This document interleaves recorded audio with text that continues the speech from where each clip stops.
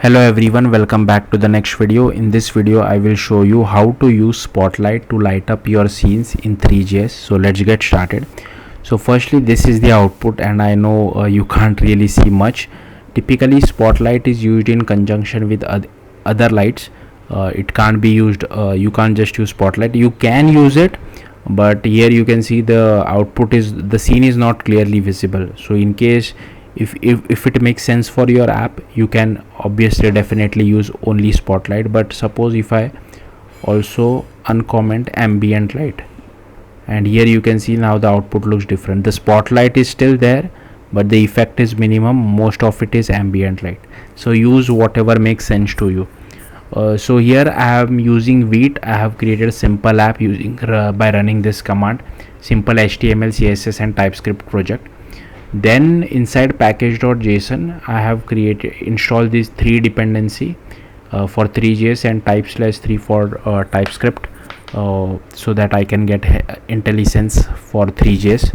Then inside index.html, as you can see, I have just created one canvas, and here the ID is also canvas. Style position is fixed, top left as 0 and outline is none. And here we are referencing our TypeScript file, so that it is linked properly to our HTML. Then if I go to my TypeScript file, so firstly I'll just comment this out. So here are all the imports.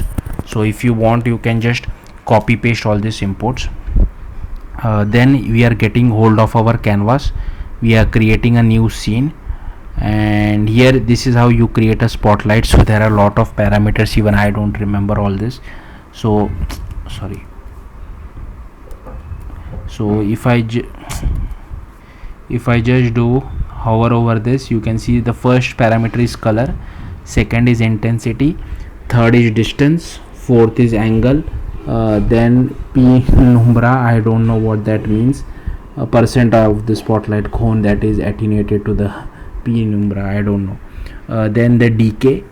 So these are all the parameters. You can play around with it, and I have also set the position of our spotlight, and then I have added it to our scene.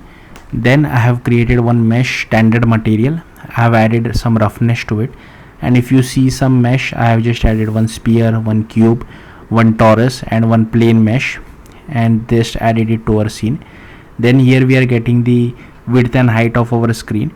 Then I have added one perspective camera, adding it to our scene, and orbit control just for translating and rotating via mouse. Then we create a WebGL renderer, and I set the size to it. Then on resize, we just update our camera as well as our renderer, and on double click we either enter or exit the full screen mode. Then I have created one clock as well, and here I have created one tick. This is mostly basically used for doing some kind of animations, but if you are not doing, you can just remove this code, but do cut this code and paste it somewhere over here. Okay, this is important, renderer.render. So yeah, I think that's it. Thank you for watching. Bye.